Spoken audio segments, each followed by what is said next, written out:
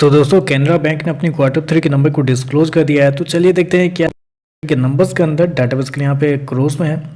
तो देखिए पिछले क्वार्टर की बात करें तो पिछले क्वार्टर में कंपनी का टोटल इनकम 34,721 करोड़ के आसपास था। पिछले साल देखें तो 32,333 करोड़, जबकि अभी देखें तो 36,111 करोड़ आपको देखने को मिला। तो साल दर साल देखें तो साल दर साल कंपनी के टोटल इनकम के अंदर एक अच्छी खासी तेजी आपको देखने को मिली। लगभग बोल सकते हैं 13% के आसपास का जंप आपको देखने को मिल रहा है। वहीं अगर क्वार्टरली बेस पर जाते हैं तो क्वार्टरली बेस पर भी कंपनी के टोटल इनकम के अंदर एक अच्छी खासी तेजी देखने को मिल रही है। लगभग बोल सकते हैं 4 से 4.5% के आसपास के जंप है। तो कंपनी का टोटल इनकम देखें तो आपको साल दर साल क्वार्टर बढ़ता हुआ देखने को मिल रहा है। इंटरेस्ट इनकम की बात कर लेते हैं तो पिछले क्वार्टर में कंपनी ने 29,740 करोड़ जनरेट किया था। पिछले साल 28,038 करोड़, जबकि अभी देखें तो बढ़ गया 30,311 करोड़ आपको देखने को मिला। तो इंटरेस्ट इनकम भी देखें तो आपको साल दर साल क्वार्टर बढ़ता हुआ देखने को मिल रहा है। चलिए कंपनी के NII की बात कर लेते हैं, यानी कि नेट इंटरेस्ट इनकम की बात कर लेते हैं, क्योंकि मार्केट रिपोर्ट्स इसी के ऊपर है। तो इस क्वार्टर में अगर आप गौर करते हैं तो इस क्वार्टर में कंपनी का जो NII निकल के आता है वो निकल के आता है 9,148 करोड़ का। जी हाँ, 9,148 करोड़। जब पिछले साल की बात करें तो पिछले साल कंपनी का नेट इंटरेस्ट इनकम था 9,417 करोड़। तो आप कह सकते हैं कंपनी का जो NII है वो आपको साल दर साल गिरता हुआ देखने को मिला है, जो कि यहाँ पे बहुत बड़ा सरप्राइज आपको देखने को मिल रहा है। क्योंकि यूजली मैं आपको बताऊं तो नेट इंटरेस्ट इनकम जो है वो बहुत रेयर आपको देखने को मिलता है कि साल दर साल उसके अंदर गिरावट आपको देखने को मिलती है।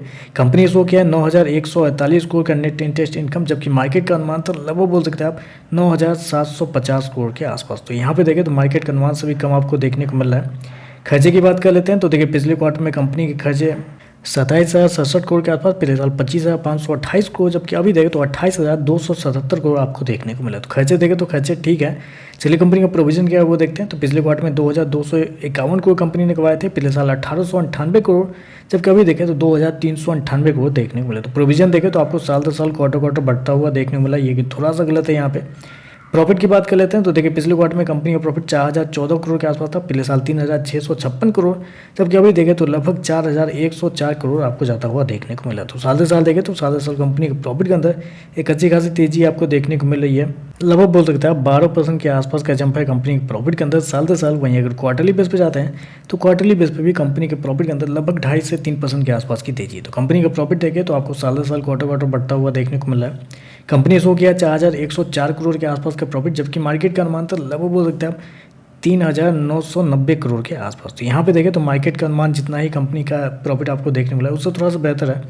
चलिए कंपनी के EPS क्या है, NPA क्या है वो देख लेते हैं। तो EPS की बात करें तो पिछले क्वार्टर में 4.43 रुपये थे, पिछले साल देखें तो ये थोड़ा सा स्प्लिट से पहले का है 20 रुपये, इसलिए इसको गौर मत कीजिएगा। जबकि इस क्वार्टर में देखें तो 4.52 के आसपास आपको देखने को मिला। चलिए कंपनी का NPA देख लेते हैं, NPA के अंदर क्या चेंजेस देखने को मिल रही है। तो NPA की बात करें तो पिछले साल 4.39 के आसपास था ग्रॉस NPA, अभी देखें तो 3.34 है, जबकि पिछले क्वार्टर में 3.73 के आसपास था। नेट NPA देखें तो 1.32 से गिर के 0.89 आपको आता हुआ देखने को मिला, जबकि पिछले क्वार्टर में भी 0.99 के आसपास था। ग्रॉस NPA नेट NPA संभलता हुआ देखने को मिला। मार्जिन की बात करें तो ऑपरेटिंग मार्जिन 21% के आसपास था, अभी भी 21% के आसपास ही है। और प्रॉफिट मार्जिन देखें, नेट प्रॉफिट मार्जिन तो 11% के आसपास था, अभी भी 11% के आसपास ही है। तो ओवरऑल अगर नंबर को मैं समराइज करूँ तो देखिए एक जगह पर कंपनी के नंबर थोड़े कमजोर आपको देखने को मिले, वो है कंपनी का नेट इंटरेस्ट इनकम, क्योंकि यहाँ पे देखें तो साल दर साल आपको गिरता हुआ देखने को मिला है कंपनी का नेट इंटरेस्ट इनकम, मार्केट की उम्मीद से कम है। बाकी सब जगह पे देखें तो कंपनी का नंबर बेहतर है। टोटल रेवेन्यू बढ़ता हुआ देखने मिला, NPA के अंदर सुधार है, EPS आपको बढ़ता हुआ देखने को मिला, और कंपनी का प्रोविजन भी थोड़े से बढ़ते हुए देखने को मिला। वो थोड़ी सी चिंता वाली बात है। बाकी देखते हैं मार्केट इस समय कैसा रिएक्ट करता है। आज के लिए बस इतना ही। वीडियो पसंद आए तो लाइक कीजिएगा, साथ में साथ चैनल को सब्सक्राइब जरूर कीजिएगा। धन्यवाद।